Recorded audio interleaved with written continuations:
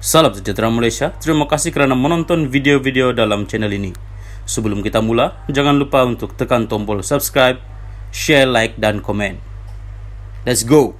Salam sejahtera, salam perpaduan, selamat petang kepada semua pendengar berita panas petang ini dipetik dari Malaysia Kini bertajuk Kerajaan bubar MPN diketuai Muhyiddin tangguh pelantikan Ahmad Jazlan. Berita penuh, Perdana Menteri Anwar Ibrahim hari ini mengesahkan Majlis Pemulihan Negara MPN yang diketuai oleh Muhyiddin Yassin dibubarkan.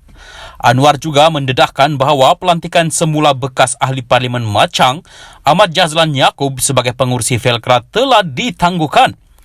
Bercakap kepada media selepas menghadiri mesyuarat Kabinet hari ini, Perdana Menteri berkata kerajaan sedang berusaha untuk mengurangkan jumlah agensi kerajaan yang mempunyai tugas bertindih. Katanya antara badan yang dianggap mempunyai pertindihan tugas ialah MPN. MPN telah dibatalkan kerana itu satu pertindihan tugas. Jawatan itu diwujudkan bagi memenuhi keperluan ketika itu, katanya sebelum secara berseloroh bertanya kepada pemberita sama ada ia perlu diteruskan atau tidak. MPN ditubuhkan oleh kerajaan dengan Muhyiddin dilantik sebagai pengurusi badan itu pada September 2021. Ia dibuat kira-kira sebulan selepas Naib Presiden UMNO dipilih sebagai Perdana Menteri bagi menggantikan pemimpin tertinggi Bersatu dan PN itu. Pelantikan itu dipercayai menjadi jalan tengah di antara Muhyiddin dan Bersatu selepas dia disingkirkan daripada jawatan Perdana Menteri.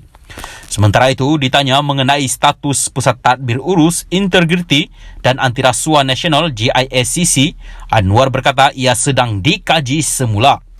Jika sesuatu perkara tugas itu boleh dijalankan oleh Suruhanjaya Pencegahan Rasuah Malaysia atau polis, kita mahu kurangkan pertindihan kerana setiap agensi yang bertindih akan menanggung kos yang sangat tinggi, katanya.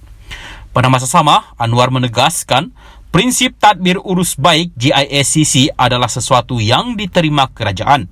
Mengenai pelantikan politik pula, Anwar berkata kedudukan Ahmad Jazlan yang diumum dipilih sebagai pengurusi Velcra ditangguhkan dan keputusan tersebut sudah disampaikan kepada Timbalan Perdana Menteri Ahmad Zahid Hamidi.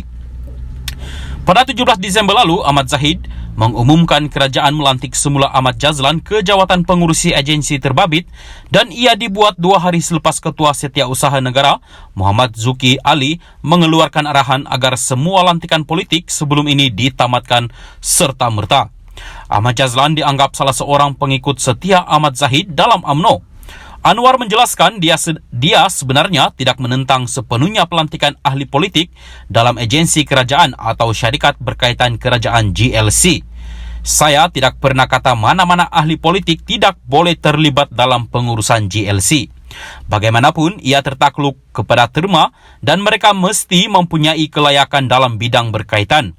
Mungkin ada beberapa pemimpin politik atau ahli parlimen yang ditugaskan mengetuai agensi berkaitan, tetapi kami telah menetapkan bahawa ia mesti berdasarkan keupayaan profesional mereka, prestasi sebelum ini dan pematuhan peraturan, katanya lagi. Salam sejahtera dan selamat petang kepada semua pendengar berita panas petang ini. Hati-hati, Hamzah nak scam dakwah Fahmi. Berita penuh, Menteri Komunikasi dan Digital Fahmi Fadzil hari ini memberi amaran tentang langkah diambil Ketua Pembangkang Hamzah Zainuddin yang didakwanya cuba melakukan penipuan, scam kepada orang awam.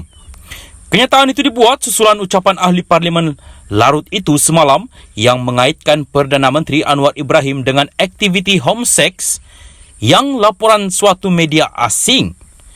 Dalam ucapannya, Hamzah memetik laporan berita Itali yang dikenali sebagai Agenzia Nova.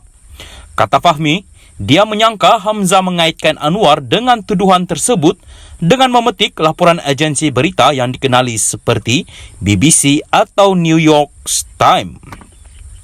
Agenzia Nova dari Itali yang Hamzah petik ini, website laman sesawang apa? Ada kredibiliti ke? Caipnya di Twitter malam tadi.